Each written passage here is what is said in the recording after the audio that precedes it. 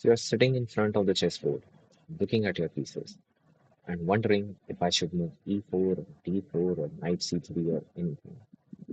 And you are also wondering if one of them is better than the other.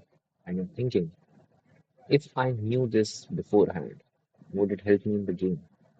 Well, these things that you know beforehand, before you start the game, are called openings in chess. And we are going to learn the top five of them today, absolutely for beginners. So, firstly, I want to tell you how to identify if an opening is good.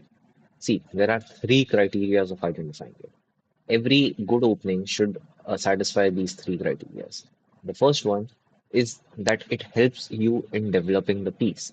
In a good opening, after the opening ends, you would have your pieces developed, your knights out, your bishops out, your rooks castled and stuff like that. So a good opening will always lead to development of pieces. The next important criteria is that a good opening will help you gain the control of the center.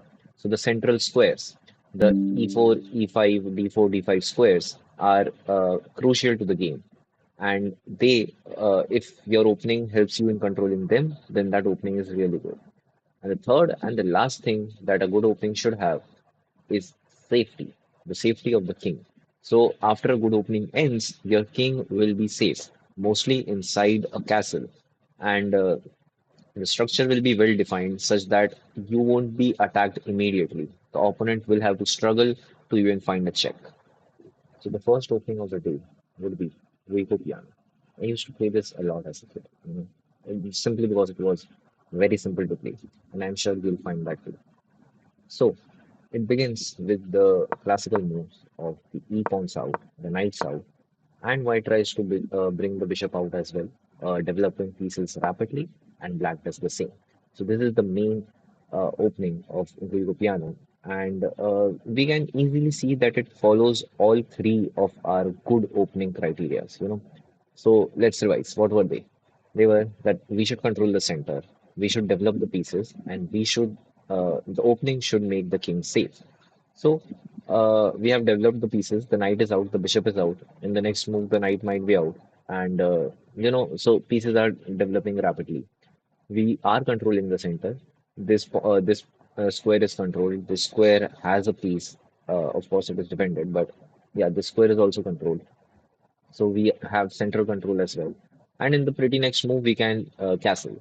So the king's safety is also ensured. So Guigo Piano is a good opening by following all these three criteria.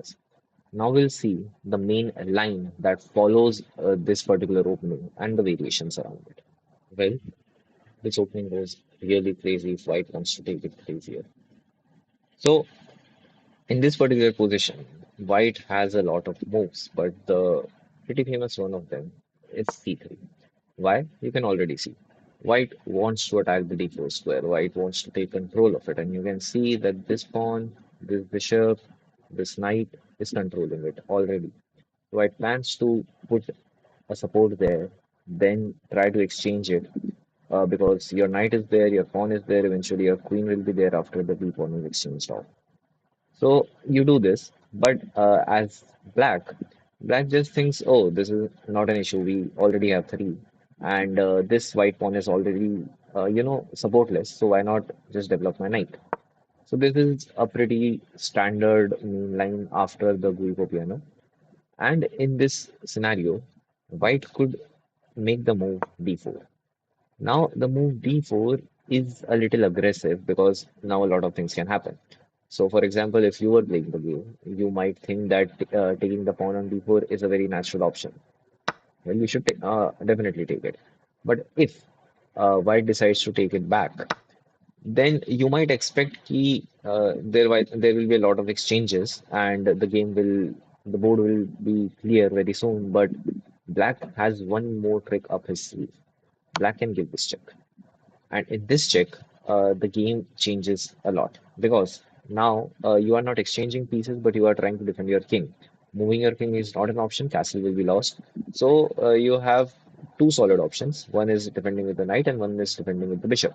See, defending with the bishop is, I think, fine because the bishop will be exchanged off, and you will take the bishop with your knight, and but in the next move, this pawn will be hanging. So that is a little advantageous for black. But if white decides to go for knight c3, then that is even more advantageous for black. Why? Because now black has the move. Knight takes e4. And with this, black is dominating because this knight is pinned, this knight is being attacked as well. But there are a lot more stuff at play. I mean, what do you think? What would be white's best move at this point? Well, the engine says that the best move for white is castle. No, I know. Even I found this, very non-intuitive. Why would white castle when it is clearly under a lot of threats? Of course, the pin is released, but this is happening. My knight is dying. My pawn will die as well. Like my knight will be exchanged, but I'll lose an extra pawn. Even right now, I'm behind an extra pawn. So the idea is simple. The idea is that in this position, if black decides to take with the knight, let's say black decides to take with the knight, and we exchange it. Now the bishop is at this position. So what do you think might be a really good move? Well, a really good move. Even this is I don't know. I find this move very brilliant. Bishop to c3, bishop to a3. Sorry. The core idea is blocking this entire diagonal and hoping that black will be a little greedy and take my rook. If black does so, let's say black is a little greedy and black takes my rook. Well, an iconic check is hiding here. This is the entire reason of castling in the first hand. Why? Because we wanted the rook to come out. And the moment the rook came out, this entire file became open. And now black can't defend it with anything but his queen. Well, not his queen exactly, but in the sense that if he tries to defend it with the knight, I'll take the knight, and black will have to move out, and I'll just have his queen.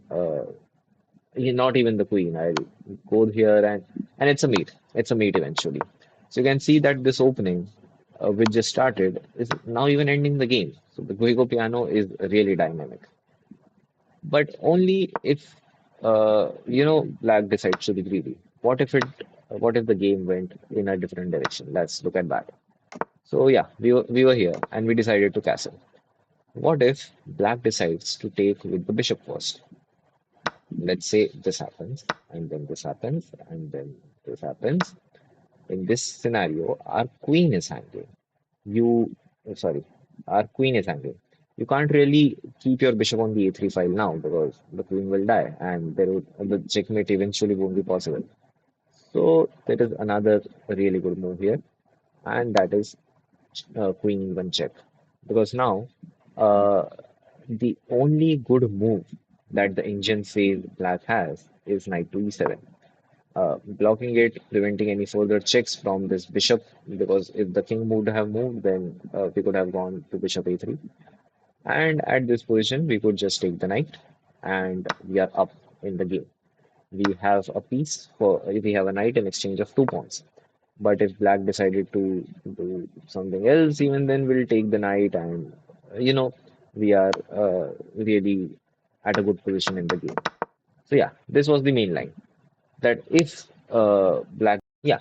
So why is this castling the best option? I mean, of course, there was a lot of gambit here, but gambits are not how chess works. Chess works on solid principles. So why? What happens if bishop takes? And should we take the bishop back? Because ideally in a game, in a fast-moving game, I would have taken the bishop. But what is wrong in taking the bishop is this core idea. You see, all our traps are working because of this particular bishop attacking the f7 pawn. And the f7 pawn is always the most vulnerable pawn of the game, the f7 pawn and the f2 pawn, because only the king supports that pawn. So if you somehow in this position, if I take the bishop, then why black has a very good move of blocking this entire diagonal. And when it does so, I will have to, save my bishop, and in saving that, this knight will take this pawn away. So that is why taking the bishop right away is not really a good move. A really good move is attacking the knight first, because the knight will try to defend itself, and in any square that it defends itself, we can always take the bishop away. So this was very informative about this line that begins with the move c3. But there are other variations to it. A simpler variation would be, knight to c3 and knight to f6. This variation also coincides with the four knight opening, where you bring the four knights out and then the bishops. The game eventually the board sets up the same, so it's no difference. But yeah, that is how Guico Piano or the Italian game runs, and it's really dynamic as well as safe. In fact, the Guico Piano, the term Guico really means slow, so it's a very quiet or slow game in the literal sense of the word. It's another one of the classic openings. In fact, this opening has an entire movie named after it. You guessed right, it's the Queen's Gambit.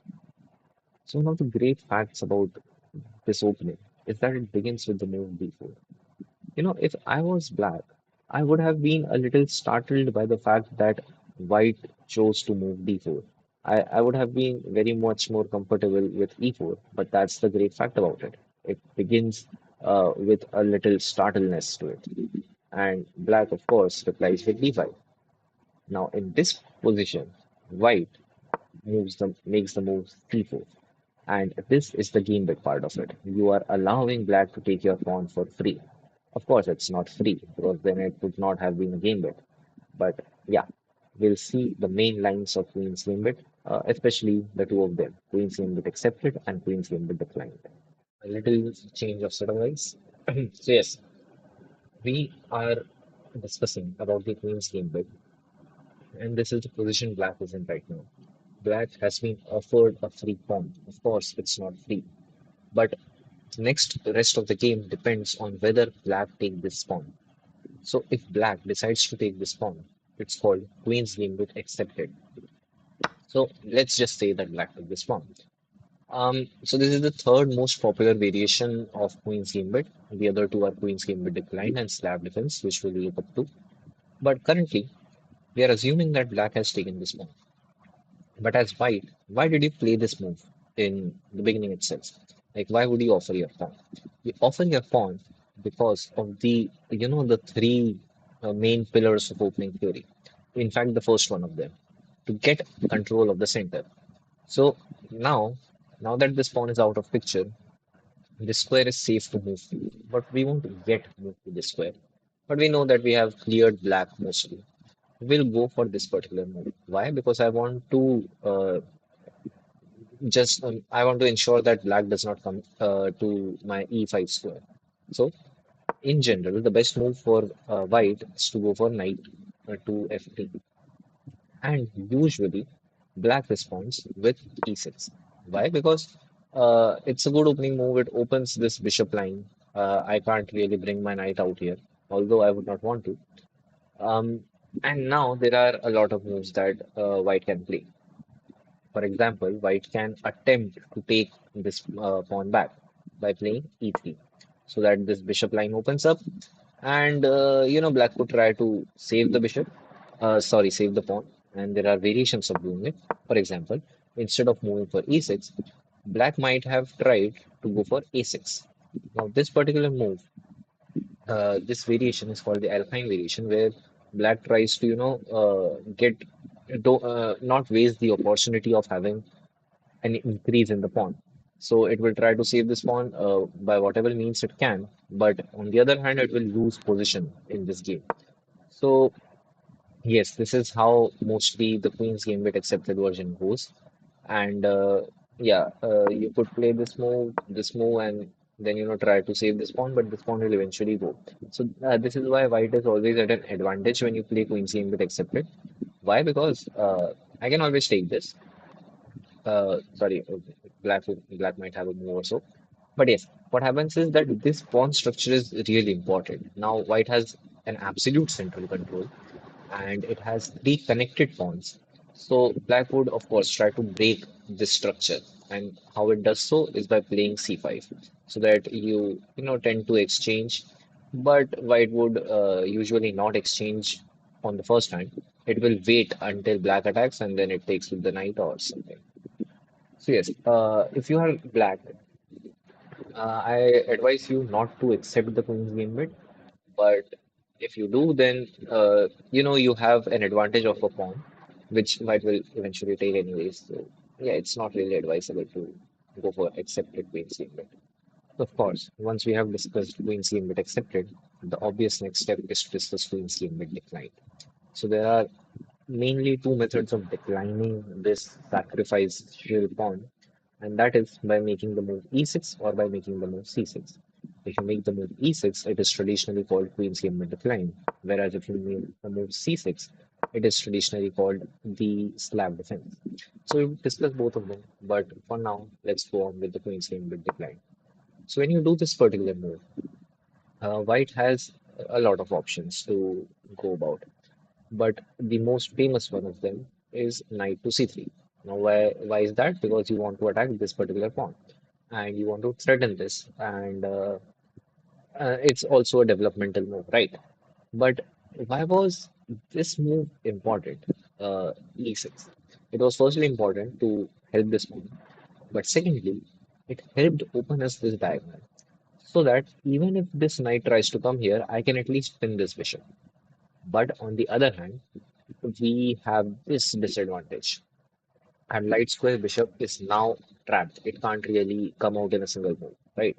So white will try to take advantage of this fact. It will try to press the light squared bishop somehow, and black will have to use it at least for the defense part.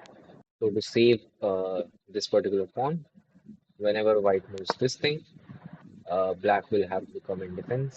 And of course, this spinning game will always go around whenever knight comes to f6 or knight comes to c6. The spinning always goes up.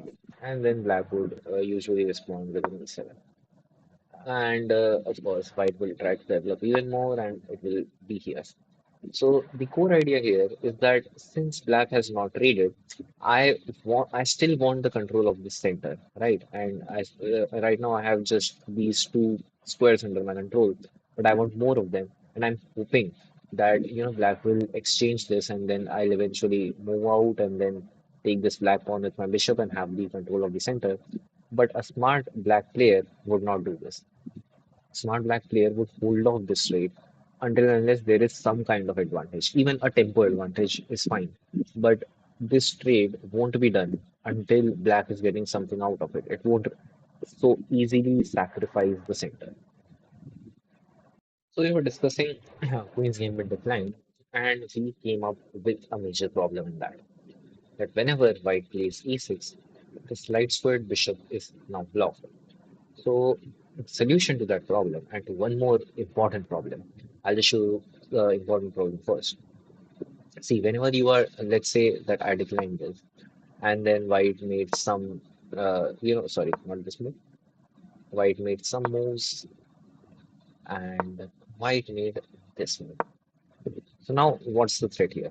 The threat is that white might go for a c5, and once, for some random move, if white does go for a c5,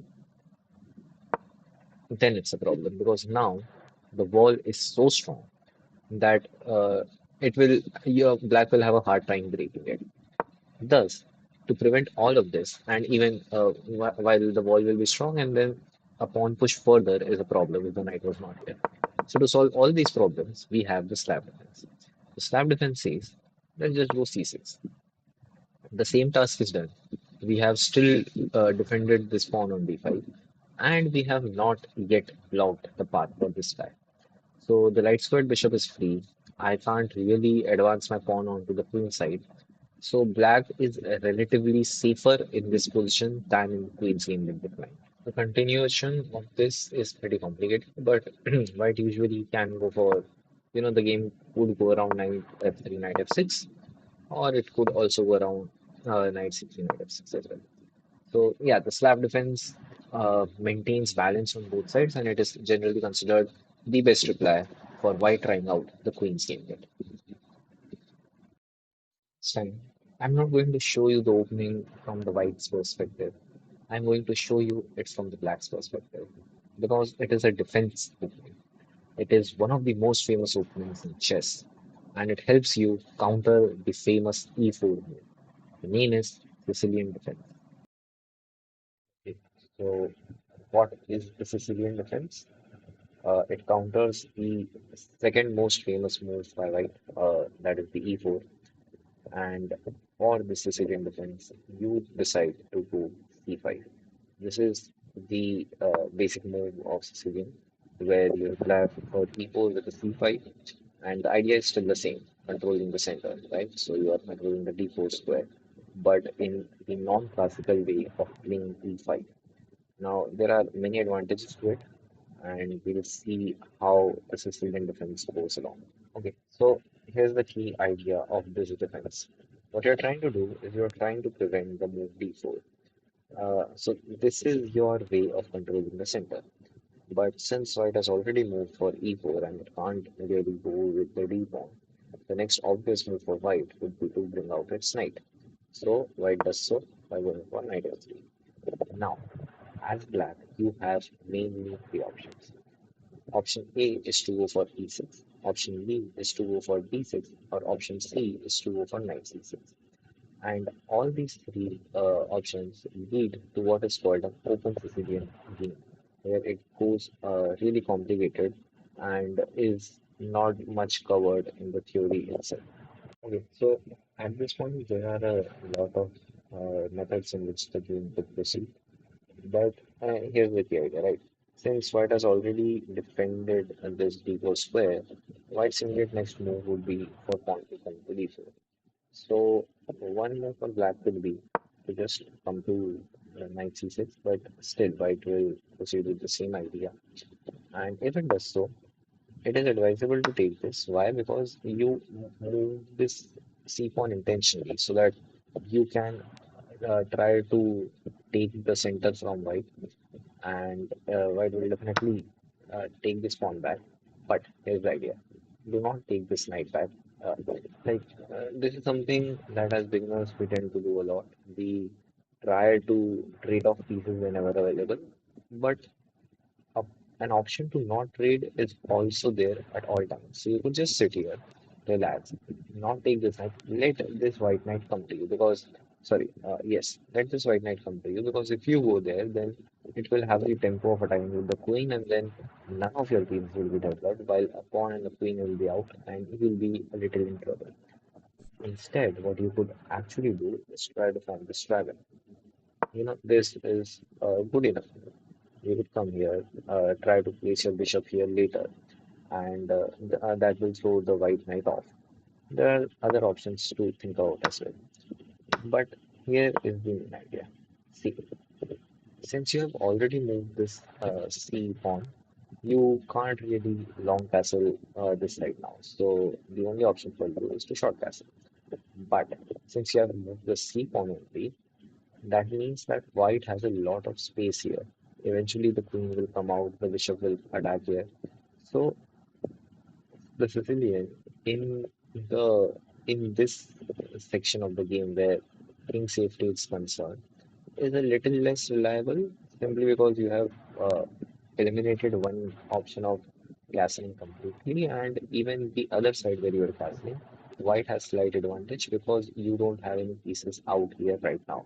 All your game goes on in the queen side of the board. So there is that. But instead of that, even there was one more option that you could have played instead of the knight, and that is for pawn to b6. This is also a good option, but it does not cover this square.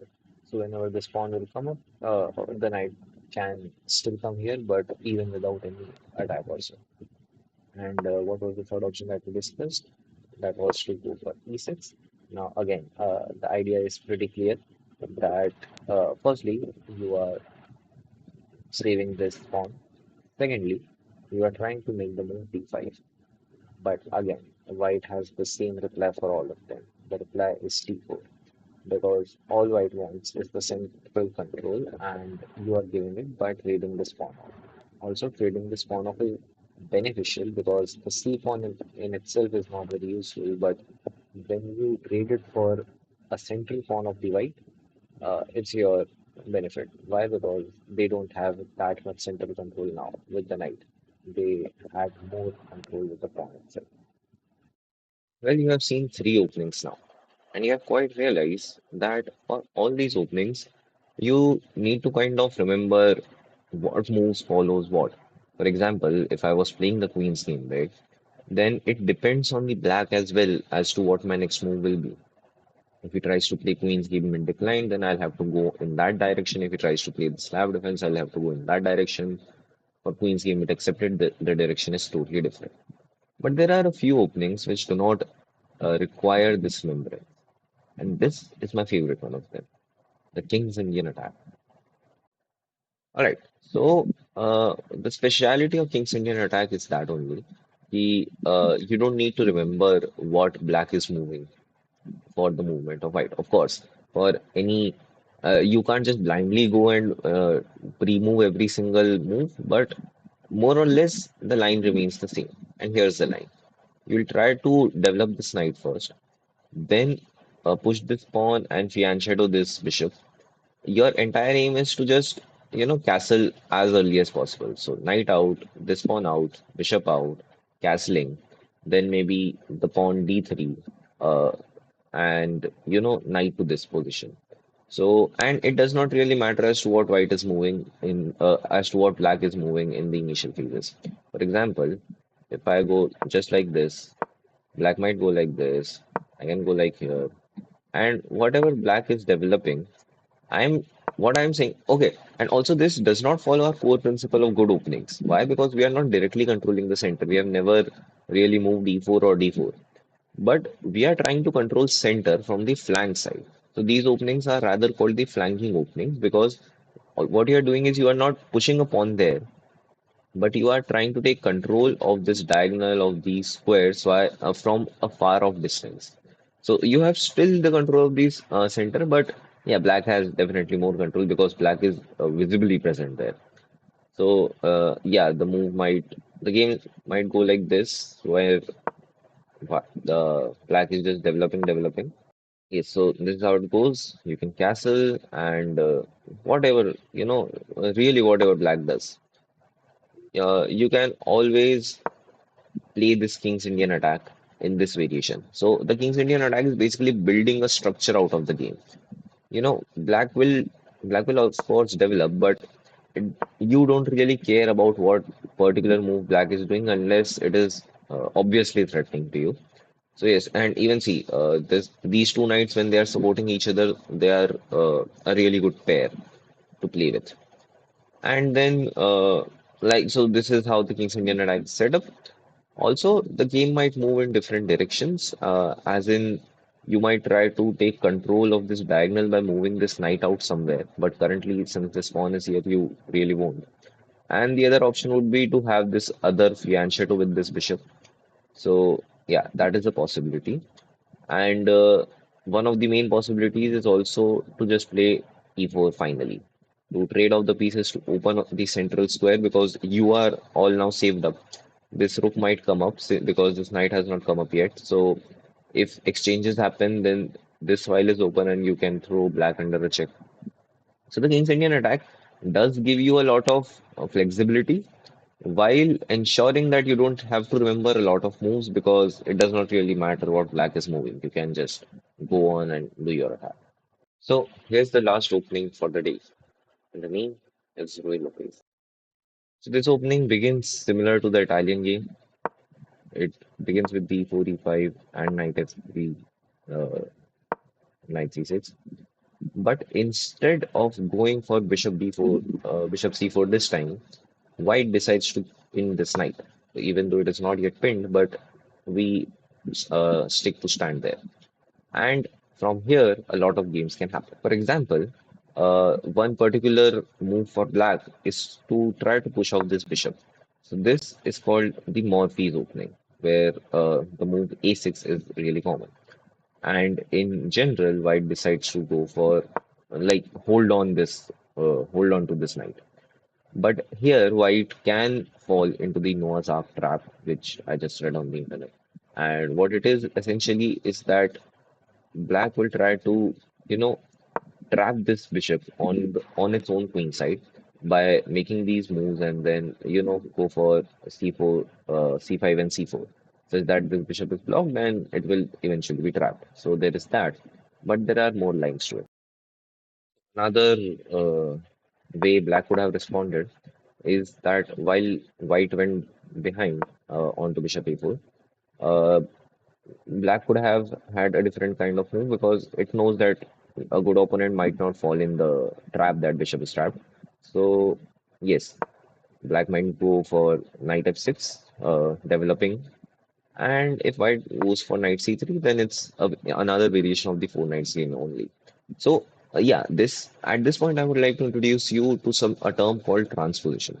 What happens is you can see that this entire game could have begun in an entirely different way when all four knights were out first, and then the bishop came here, and then it tried to push, and then the bishop came back.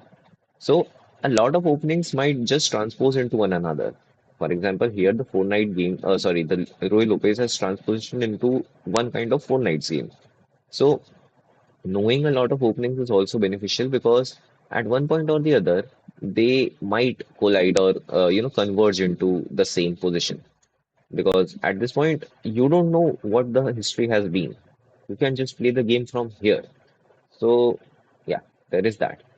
And there was a different alternative for white as well. White might have taken this knight as well, and black would have responded with bishop b cross c6.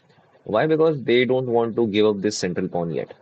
Also, whenever pawns double, this pawn behind this pawn, it's a bad thing because then that pawn is essentially not movable unless the front pawn is moving.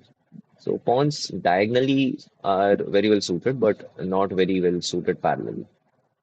And yeah, one move for white might have been bishop back to c4 as well, but that's really pointless.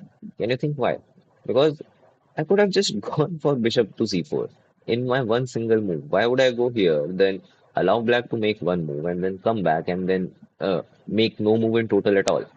So yeah, generally bishop takes knight or bishop back to a4 is preferred. So as I mentioned that this move might be beneficial. I just realized or I just read that it's not really that beneficial. Why? Because let's say that black decided to take with this pawn and then white responded by trying to exchange these pieces. Then white has a really good move and that is queen takes d4. Now, this is not an early development of Queen because a lot of moves have been done. And now White has an entire control of the center. See, there is no one else. There's just this pawn trying to do something. The Queen is again behind its initial pawn, and White is just dominating in the central board. So that is why this move is not really recommended. Rather, what Black most usually will do is take the bishop with this pawn. That is more beneficial. Again, uh, black can if white responds with bishop to a4, there can be more lines. For example, when I told you that okay, the knight might come out, then white might decide not to play this four knights game. It might decide to just castle. Castling is, as we discussed in the opening theory, that safety of the king is really important. And from here, the game can go on in different ways. The bishop might come out as in the classic Italian game, and then you have pieces to develop as well. You have obvious moves that you can do, pinning this knight so wherever and where on, and you know that black won't really try to push the d4 pawn. Why? Because the knight might be pinned off. So he'll really be irritated by this bishop, and that's the main point of the rule of his opening. That is it for today, guys. If you want to learn any other opening, do drop us a comment. Also, drop us a comment on which one did you like among these five. And if you want to watch more such content, please subscribe to Chess Raja.